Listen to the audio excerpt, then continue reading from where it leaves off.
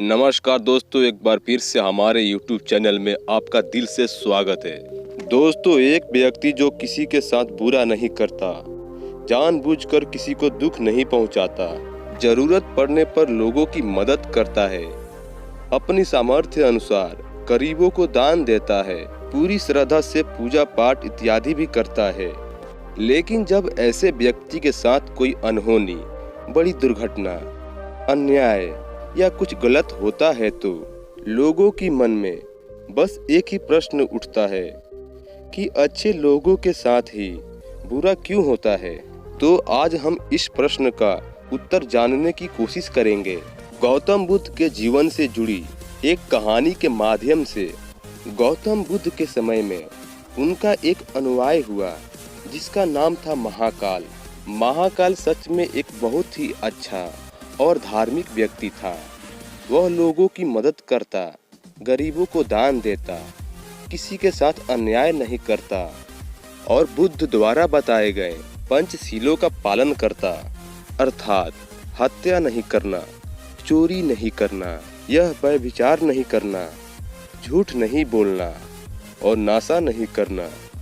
इसके साथ ही वह बुद्ध द्वारा बताए गए ध्यान और साधना का अभ्यास भी करता।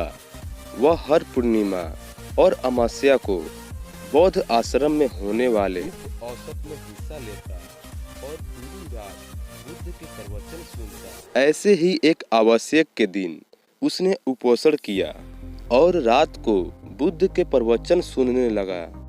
और सवेरे जब बुद्ध के प्रवचन समाप्त हुई तो आश्रम से निकलकर वह पास के ही तालाब में नहाने के लिए चला गया। उसी रात उस गांव में कुछ चोर एक घर में चोरी करने के लिए घुसे हुए थे। जब वो चोरी करके भाग रहे थे तो गलती से एक चोर का पैर बर्तन से टकरा गया और बर्तनों की आवाज से घर के लोग जाग गए। चारों तरफ हल्ला मच गया कि गांव में चोर घुसे हैं।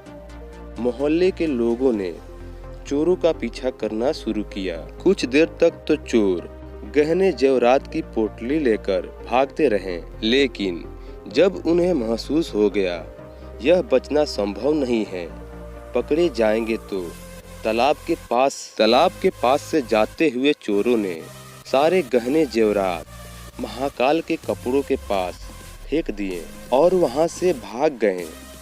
जब लोग वहां पहुंचे तो उन्होंने देखा कि चोरी का सामान तो इस व्यक्ति के कपड़ों के पास पड़ा हुआ है। सभी लोगों ने महाकाल को ही चोर समझ लिया और तालाब से बाहर निकालकर उसे मारना शुरू कर दिया।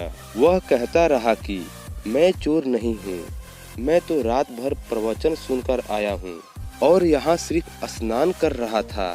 मुझे नहीं पता यह चोरी का सामान यहाँ कैसे आ गया। लेकिन भीड़ ने उसकी एक ना सुनी और यह कहते हुए और मारने लगे कि अच्छा, चोरी करने के बाद अब नाटक कर रहा है कि मैं अच्छा आदमी हूँ, प्रवचन सुनकर आ रहा हूँ। गुस्साई भीड़ ने उसे इतनी बेरहमी से पीटा कि उसकी मौत हो गई और उस मृत महाकाल के शरीर को वहीं छोड़कर लोग अपने अपने घर चले गए। सुबह जब आश्रम के कुछ शिष्य तालाब में पानी लेने के लिए आए तो उन्होंने महाकाल के मृत शरीर को तालाब के पास पड़ा देखा। पूछने पर पता चला कि चोरी के आरोप में लोगों ने महाकाल को पीट पीट कर मार दिया है। शिष्यों ने बुद्ध के पास जाकर यह दुखद खबर सुनाई कि बेचारे उपासक महाकाल को लोगों ने मार दिया है। उसे उस गलती की सजा मिली जो उसने की भी नहीं थी। बुद्ध शिष्यों के द्वारा की जा रही अलग अलग बातों को बस ध्यान पूर्वक सुन रहे थे। तभी उनमें से एक शिष्य बुद्ध से पूछ लिया, बुद्ध, यह बात तो आप भी जानते हैं कि महाकाल कितना अच्छा इंसान था। उसने कभी किसी के साथ कुछ गलत नहीं किया, फिर उसके साथ इतना गलत क्यों हुआ?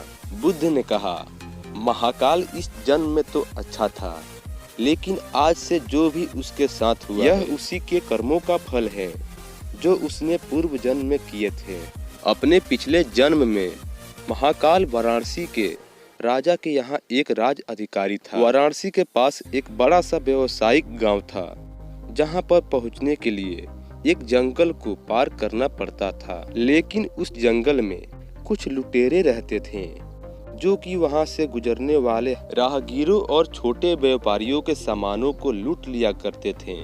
व्यापारियों ने वाराणसी के राजा से अपनी सुरक्षा की गुहार लगाई, तो वाराणसी के राजा ने अपने उस राज अधिकारी को कुछ सेनानों के साथ व्यापारियों के कुछ धन लेकर उन्हें जंगल पार कराने के काम पर नियुक्त कर दिया। राज अधिकारी महाकाल भी अपने काम को पूरी ईमानदारी से कर रहा था। वह लोगों से कुछ धन लेता और अपने सैनिक भेजकर उन्हें सुरक्षित जंगल पार करवा देता।